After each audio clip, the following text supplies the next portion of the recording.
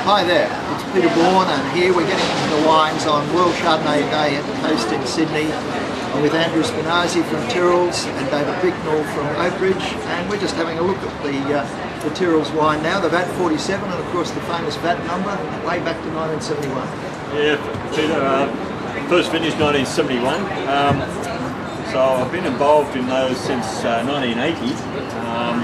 And we've changed that, evolved that style all the way through. The 09 we're tasting here at the moment, I think it's a very good vintage. It's got to the stage now where, you know, the Hunter Valley's a fairly warm climate, and as Dave was saying before, it can be a bit of a challenge, but the way we've attacked it is about a third of that wine actually now with basket press, the old basket press. I find that I can retain better acid and fruit balance and get the juice very clean without using any fining agents and then go to barrel ferment. So it's trying to raise the bar for it to, you know, protect the natural acid. That's what we sort of want to do. And, it's a wine that it sees all French oak, no male lacquer. So you get those buttery characters. We tend to get pretty good acid. We don't get high acid in the Hunter Valley, but we get moderate. So I don't see much point in putting through a male lacquer to reduce the acid. And I like to keep the wine fresh. So keeping it fresh, there's no malo. It's in French oak for about 5 and 6 months, depending on the vintage. And this has been in for about 5 months. So I bottled it in about August, September of 2009. It's got some lovely spices and life to it, and that sort of great fruity note to it that I really enjoy. I'm just looking at all these bottles, and we don't want to extend it, but here they're all under screw cap, and I do believe that's another thing that's really good. Yeah, dramatically. Just to continue on and summarise Andrew's comments about the VAT 47 is the restraint. And, you know, 25 years ago there was a lack of restraint, and there's a tremendous amount of restraint in that wine, so not too much nicely judged acidity and nice palate weight and structure, and I think that's very good. The screw caps, you're right, has made a big difference, and I think that even 10 years ago we were making Chardonnays that at 3 or 4 years of age they were all falling over and they were all tasting the same, and now we're able to preserve the integrity of the fruit that's there and really give some shelf life and maturation possibilities in some of these wines. We always made the VAT 47 to drink now, but also to age as well. We found with corks that could have been some of the problem. You know, when a wine gets to 8 years of age, it's not at its best. So yeah, all right, now the screw cap is, I say. So now we're on to the 2009 Oakridge 864 Chardonnay. This is David Chardonnay. 864 is the address. That's it. There's no highly paid marketing plans there. It's just our address on the highway, and this is a single vineyard wine from a cool part of the Yarra Valley in red volcanic soil, and the only additive this wine's had is sulfur dioxide, and we've really backed off on a lot of winemaking now because we're confident, you know, with a 35-year-old vineyard with high natural acidities, all we have to do is press it and ferment it, and we'll get a real demonstration, a real stamp of what the terroir of that site's like. And keep it simple. Keep it simple as possible. And this 09 is almost a facsimile of the same wine, same vineyard from 2008, and it's really quite pleasing to see those sorts of results. It actually gives us the confidence that what we're doing and working with these vineyards is the right thing. I'm always really interested in texture with Chardonnay, and this has got a lovely contrast, both of them working really well to me. I used it to grapefruit with the VAT 47, and I love that, and it was really tight and almost spicy to me. This is a richer, rounder wine, but no malo lacquer? No malo whatsoever. No. In fact, for some producers, this would make sort of high octane sparkling wine. Yeah.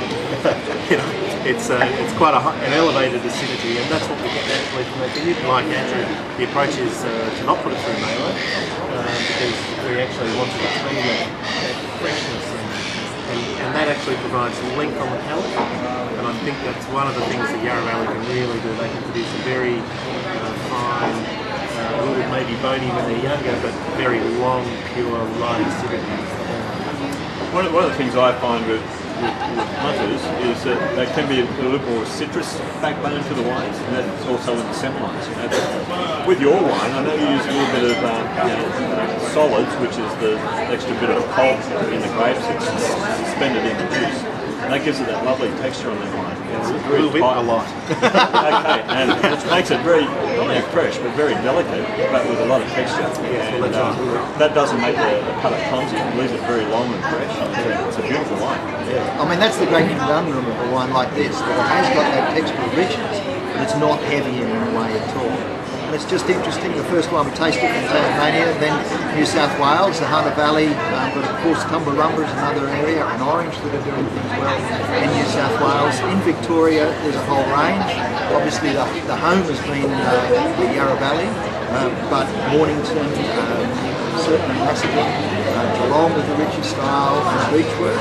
We jump across now to South Australia, and in my mind there's only one area that really performs at the top level in South Australia, and that's the Adelaide Hills. But boy oh boy, are we blessed to have the Adelaide Hills as part of the Australian crafting scene. Jordan Smith doing a wonderful job in the Ashton Hills, and this Penfolds wine, it's the A series as they call it, the Adelaide Hills series, 09, so 2009 vintage. And I think if you've ever seen the evolution of Chardonnay in the hands of a larger company, Penfolds have really shown what they can do. Their early wines in the mid-90s, as Andrew we were talking about earlier, those wines were quite heavy-handed and overblown. But this wine has just evolved in style to, I think, a very definitive style, and one that's been amazing. Isn't it amazing to see the regional difference? You know, they're all very fresh in their own right. It's definitely got that regionality, and they're all fantastic. This one, the 09A is to me is almost a little bit cashew. Yeah, it's got another nutty. Yours is a bit more textural. Obviously, there's an intersection with our wine in terms of the use of solids and the very sort of complex perfect match type characters that come out of that wine. But it's a very different fruit flavour, and it's a different weight on the palate. I think it's got a little bit of malolactic, it's got a little bit of that milk bottle sort of character. A round creaminess. Round creaminess? Yeah. Oh, milk bottle. Milk bottle. Shake your age there, mate. Coming cartons nowadays. And I'm picking up a little bit of extra oak tannin there. I think that wine will probably settle down with a little bit more time. The other area, of course, that has really been fantastic with Chardonnay in this country is Western Australia, led by Margaret River. We've got the Bass Felix here and their top line, the Hawkesbury.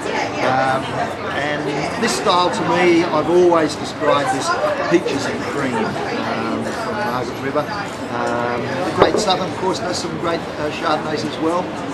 People like Howard Park down there, what Larry Cherubino is doing. But I think Virginia Wilcox is doing a great job with it. Again, I think an important thing here to recognise is the these wines are from Margaret. Now, the contemporary Chardonnays are certainly a couple of sizes down where they used to be. And I think there's been a real endeavour to reel that in. And obviously, high alcohol wines don't mature particularly gracefully anyway. Yeah. And hopefully that's part of it. But it's certainly a lot more complex than peaches and cream bowl. Yeah.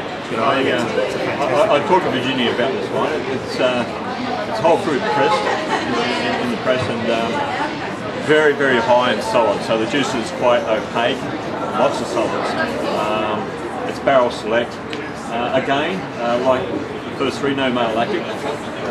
Similar does, they get good acid, not high but not low, so keep it natural acid, keep it tight. And it was about 80% new French oak. It's on the higher side of the new oak percentage, but it's not obvious in the wine. Which shows the strength of the fruit, really, doesn't it? Exactly.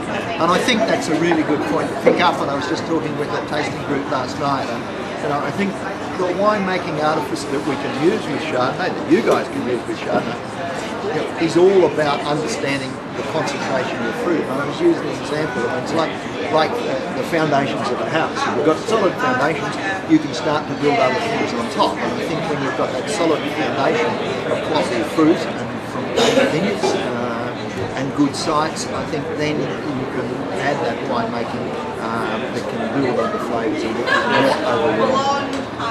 That's a lovely one.